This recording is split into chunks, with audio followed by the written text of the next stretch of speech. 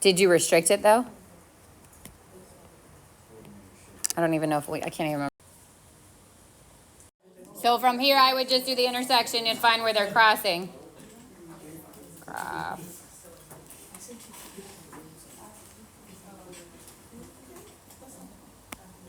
So this one is 5.420, and then the second one. You got it now? For that one, right? But then you need the next one.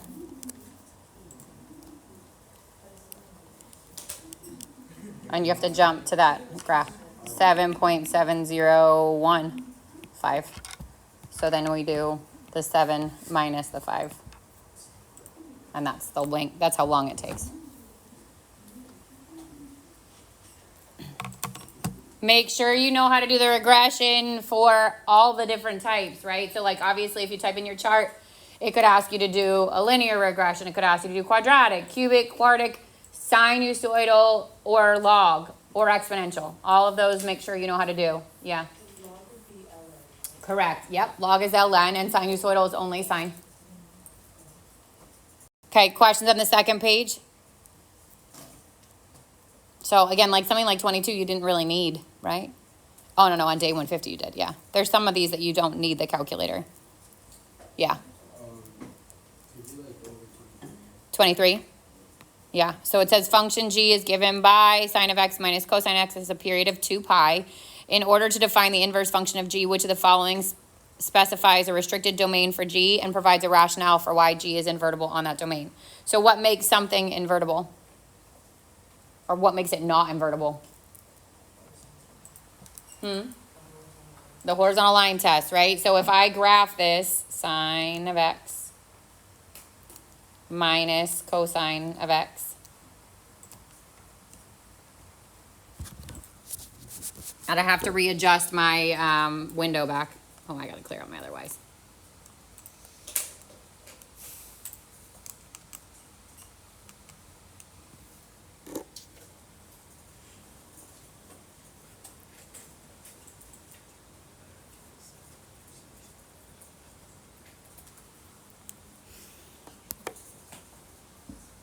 So as it is, it's going to fail your vertical line test.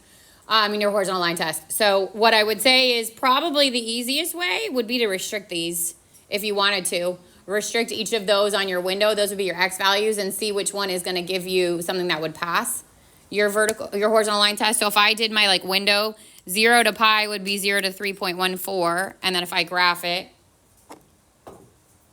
it looks like that. It's going to fail because it comes back down over here. Like it goes up, but comes back down. So it would fail there. Then I would go to my window and I would do negative, and you could even make it like pi over 4, pi divided by 4, and then the x max, 3 pi divided by 4. That one passes your horizontal line test. Does that make sense? I just am changing my x window to that interval. Oh, I plugged in this equation. Like the cosine of x minus, or sine x minus cosine of x. Yeah? It might be your, I would say anytime you get start getting errors on your calculator and you don't understand them, reset it. The problem is when you reset it, if you have anything stored in there, it's going to go away. So you're going to have to retype it in. Yeah. So are you just guessing and testing here? I literally just went interval by interval. Yeah. Like A and C were both the same interval and B and D were both the same interval, so you really only had to do it one time each. But then you have to understand the rest of that statement, right? Because all possible as a g of x occur without repeating on this interval. G of x is your y, the y is what can't repeat, so that makes sense. So you changed the window. I changed the window. Yep, I restricted the window. The x? With the x, yep. Yeah, because that's what you're plugging in. Oh, I probably should have told them where we were, huh? You know where to find us, Alba. All right, 22 said the number of minutes of daylight per day for a certain city can be modeled by the function. It gives you the whole function. Where T is the day of the year from day 1 being 1 to 365 days. Which of the following best describes the behavior on D150? So if you, there's a couple different ways to do it. You could plug it in or you could graph it. Which should I do that? And then you can see what's happening when your T is 150. So to do that, you definitely have to zoom out. All right, I'm gonna type it in, 160 cosine. Oh, so like based on like what you see on the calculator. Yeah, Okay. that's the easiest way to see it. 365 x minus 172, close them, plus 729. But like obviously with a y at 729, you're gonna have to really zoom. So I'm gonna make my window 1, and I don't have to go to 365. I really only need to go to 150. So I could even go from 1 to 160, and then you get all your days in there. And then your y max has to go 729 is your midline, 160 is your amp. So you're going 160 past 729. So I'm gonna go all the way up to like 900.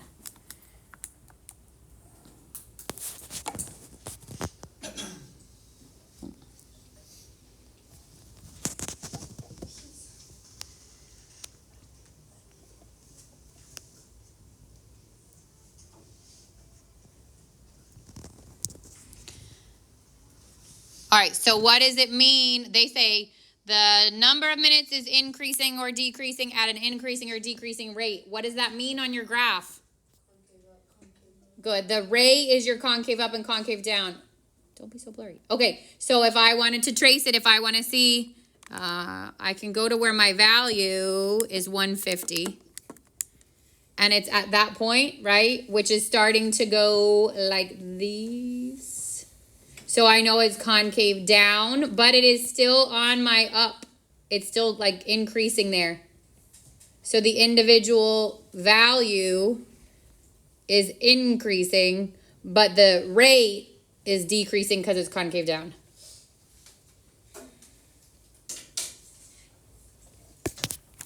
Yeah. Sure. To know if it's increasing or decreasing. Well, that's the first part of the question. It says, is it increasing? Each of them said it's increasing, and then you have the rate. So if you wanted to know if it's in, that would be a positive rate of change. Is that what you mean? Yeah. Yeah. So a positive rate of change means that the value is increasing. You would still need to know if it's concave up or concave down, though. And that won't tell you anything? That's from the shape. Okay. Yeah. How do we know what race put on? Say again? How like how? Well, I mean, you have to like one, I know I want 150 in there. So I want at least a little bit of a range. I don't want just 150. I want a little bit of a range. So I could have restricted it more. Like I could have started at like 100 and gone to 160. So at least you see it in that window. Correct. And then for the Y value, you have to understand that this is your midline. So this is here, right? And then your amplitude is here, which means it's going up by 160. So you at least need to catch that part. And then realize you're going to have to readjust your window all the time because now it's going to be that. So if you graph the next thing and it's lower, you're not going to see it.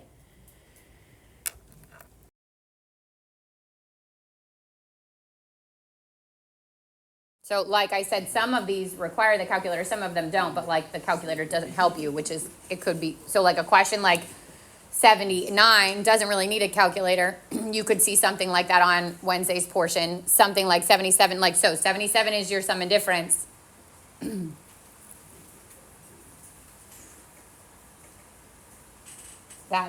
It won't be like that on the quiz tomorrow, but that is one of the formulas that you could see on your quiz tomorrow. What's the pattern for the sum of sine? What's the pattern for sine x plus y? Sine x cosine y plus Cosine x. Good. Sine, cosine, cosine, sine. Yes, and we keep the sine for that one. And then what's the pattern for cosine? Cosine, cosine, sine, sine, and you switch the sign. Okay. So that could be on tomorrow's. Obviously, could come into those questions, but it also could be on tomorrow's part. Tomorrow, you want to make sure you know how to do your expansion, condension of logs, that kind of stuff. Any unit circle angle, trig function, any inverse unit circle angle, quiz tomorrow. Test Wednesday. Yep. All right, 78 says the terminal side of an angle in standard position intersects a circle at the point -6, -8. What's the angle? What's the measure of the angle? So if you are to draw this, if you want a visual, you're going -6. So you're going left 6. You're going down 8. And the angle, your reference angle, remember, is in there. So if I want to find that angle, the two sides you have are opposite and adjacent, which means the tangent of that angle is -8 over -6, because that's opposite over adjacent. And then I would tan -1 it. And you get, sorry, Hadley, we aborted mission because it was warm up there. And you get theta equals 0.927. But what's wrong with that value? Why is that not your answer? Where does, like if you think about these values, this is 0 and this is pi, right? Where would 0.927 live? In this first quadrant. Is that angle in the first quadrant? No. So you have to take that angle and you have to add it on to pi. You have to use it as its reference angle. So I would do pi plus 0.927, and that's where 4.069 comes from. You have to, depending on what quadrant you're in. So if you're in the first quadrant, your reference angle is equal to it. Like you don't have to do anything with it. In the second quadrant, you're going to subtract your reference angle from pi. In the third, you add it. And in the fourth, you do 2 pi minus it. So you have to know what angle you're in. I mean, what quadrant you're in order to figure out which of those. You also could kind of just like look at your answers and see if it makes sense to rule out some. A and B are both not in your third quadrant. C and D are the only ones that are there. So you can use that too, to at least eliminate. All right, questions on the second page? 5 steps.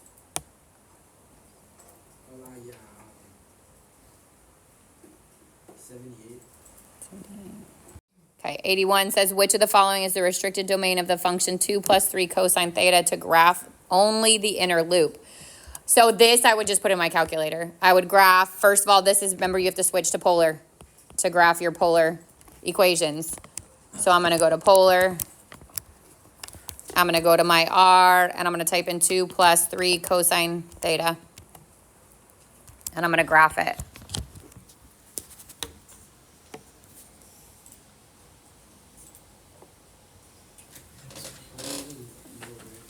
Huh? How do you switch? Yeah, mode, and then you want to go to polar. And then when I graph this, now this is set to whatever my interval was that I messed with the last time. So be prepared to kind of adjust this as much as you need to.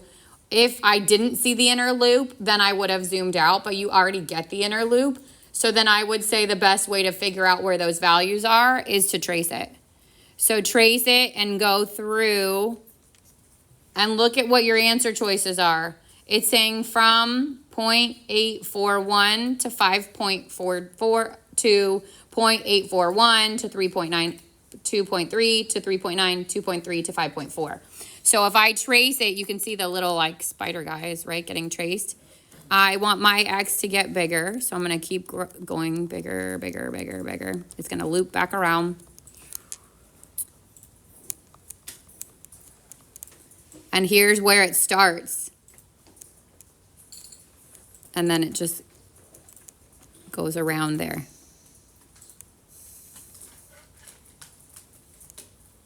So my theta was changing. You could see it go from 3.926, which is my 3.98. That's the last one. And the first one was right there around 2.25. It was in between 2.25 and 2.35. So that's why C is your answer.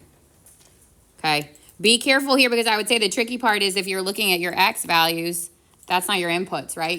The inputs on our polars are thetas. So that's why you have to pay attention to theta and not the x values.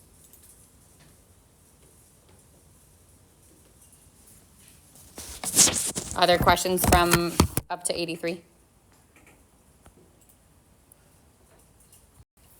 All right. 84, 85. Well, 83 is on here too. 84 and 85. 85 talks about even. Remember, even and odd. Even is symmetric to the y-axis. Odd is origin.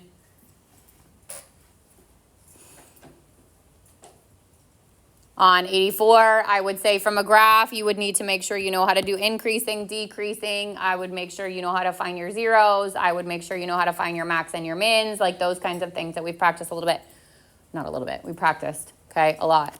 That stuff, they could ask you any of those kinds of questions. For an intersection, for a max, for a min, for a zero, for increasing, decreasing. All right, 86 or 87 questions on these. So 86 was your log and your transformations. 87's your regression, and it said sinusoidal regression. And then this one was where you have to make sure you pay attention. Remember, it's actual minus predicted for your R. The R value was the same here, but the sign changed. It's always actual. Think A comes first. Actual minus predicted. And if the actual is over, then the model underestimated. If the actual is bigger, what did I just say? If actual is smaller, then the model overestimated. If the actual is bigger, then the model underestimated. All right, this is the second 5 steps. This is the one you did last week. So if you want to jump into that one.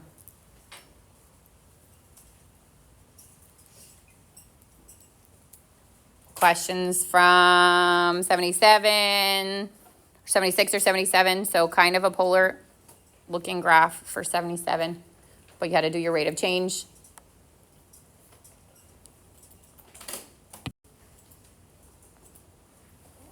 (78 to 81). So I circled 80 because in that graph you couldn't see the intersection, and that hasn't happened on any other test.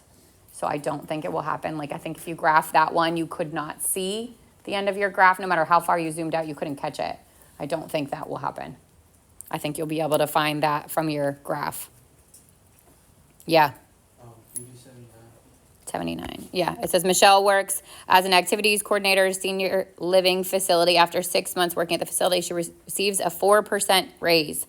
When Michelle was hired, she earned $15 an hour. Approximately how much money does Michelle earn per hour after working for the facility for 3 years? So you could have done this like 2 ways. One is literally just figured it out, like after 3 years. That means she started at 15. At the end of that year, she got a 4% raise, which was $15.66 or 60 cents. Then after year 2, she got $16.22. Then after year 3, wait, no, this was 1 year, 2 year, 3 years was here. Yeah. Or you could figure out your model, and then you could have plugged in the year. You got the same. Your model at a 4% increase each year would be the initial times 1.04 to the n. I don't know why I put 6 there. N would have been there, but yeah. Oh, it's 6 months. That's why it was 6. It's because it happened twice, right? It was twice a year. So it was 6 instead of just 3, which is why we went, this is year 1, or like 6 months, then a year, 6 months, then 2 years, 6 months, then 3 years. So you had to do it 6 times. Is it 1.04? 1.04 is your rate, yep. And it would have been 6 times because it was twice a year for 3 years.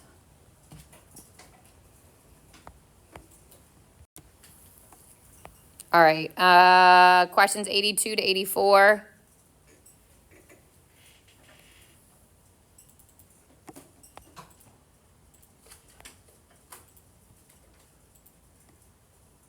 Okay, 82 says the rational function is defined by for which of the following intervals is R of X. So I literally just plug it in the calculator.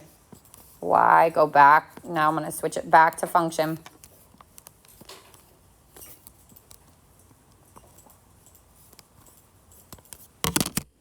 X squared plus 7x plus 4 and x squared minus 2x minus 6.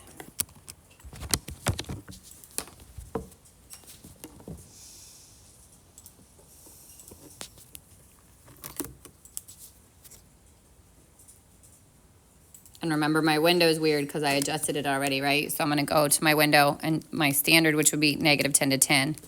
See what that looks like.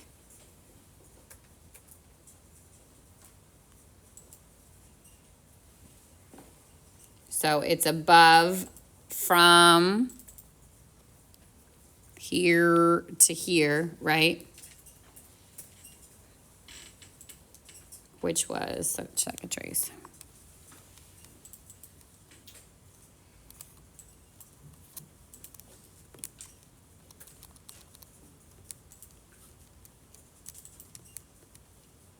That was your 0.6, so that's where it stopped. And then you can't really catch the exact value because there's an asymptote there. So you could have like tried to solve for the denominator to find your asymptote, or you could have traced and seen like where it jumps.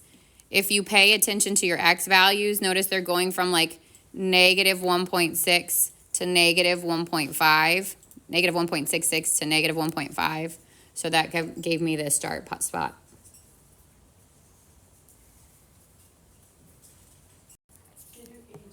This is the list of topics that are on it. So any unit circle angle, like I would know all my over all my over 6s, all my over 4s, all my over 3s, the 0, the pi over 2, the 3 pi over 2. The inverse, where is it restricted? You tell me.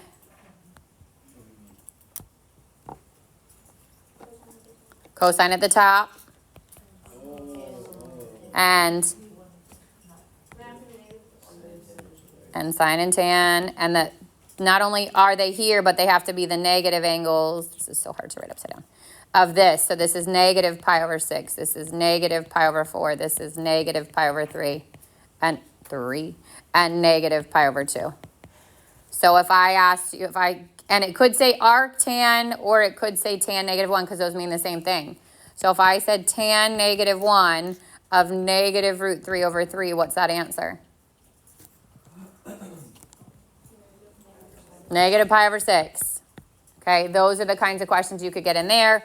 Or you could get what is tan at 11 pi over 6.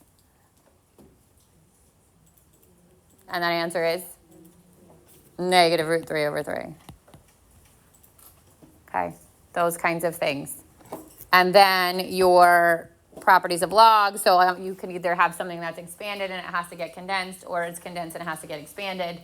And then sum and difference, trig identities, double angle, and reciprocal identities. Like sum and difference we just said, right? Sine is sine, cosine, cosine, sine. You keep the sign, and then cosine is cosine, cosine, sine, sine. You change the sign. Your trig identities being sine squared plus cosine squared equals 1. Tan squared plus 1 equals secant squared. And 1 plus cotangent squared equals cosecant squared. Any of those could be on there. Double angle, your sine 2 theta is what? Or sine 2u is what? What's the formula for sine double angle? 2 sine u cosine u. And then cosine had 3, right? What's 1? Cosine squared minus sine squared. What's the other one? 2 cosine squared minus 1. And the third one? Good. And then your reciprocal identities, like I don't even know what to do with you if we don't know these at this point. Cosecant is what? 1 over sine. Secant is 1 over cosine.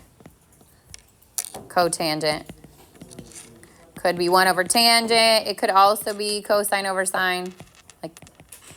And then tangent could be sine over cosine.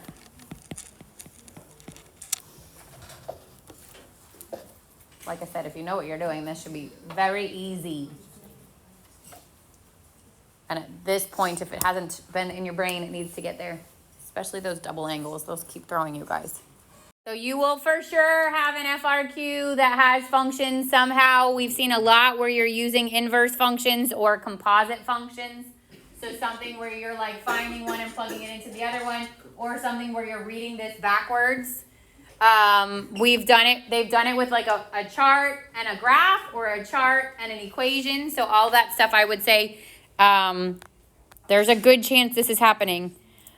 And this is the one where they ask you to figure out which is better, the linear, quadratic, exponential, or log, and then justify it. Remember, if it's exponential, your inputs are going additive and your outputs are going proportionally. In this case, it was the other way around, okay? Your inputs change proportionally and the outputs additively. And then this had your log and your trig functions. Any questions on this one? This is solving, condensing. Yeah. On which part? D, this one?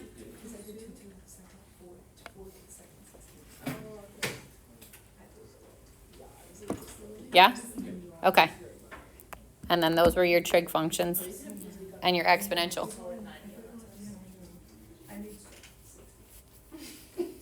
So I have one more FRQ practice that'll happen either Thursday or Friday. Like Thursday, I'm hoping to give back your tests. If people miss Wednesday, then I have to give makeups, obviously. So then that will happen Friday, and the FRQ will happen Thursday. We'll flip-flop it in some way, shape, or form. But I have one more set of FRQs to practice. So when it says involving cosine, it can be 1 over cosine. Correct. Okay, because I thought I was doing it wrong. Sometimes it says in using just cosine. Sometimes but this time it said involving cosine. Yeah. So technically a better answer to that is secant, but it didn't say secant, it said cosine, so you would have kept it. So it said find all the values in which the output is -1, right? So you're setting it equal to -1. 10. Then I would divide by √3. So you're looking for where tan pi over 4 is -√3 over 3. And that happens at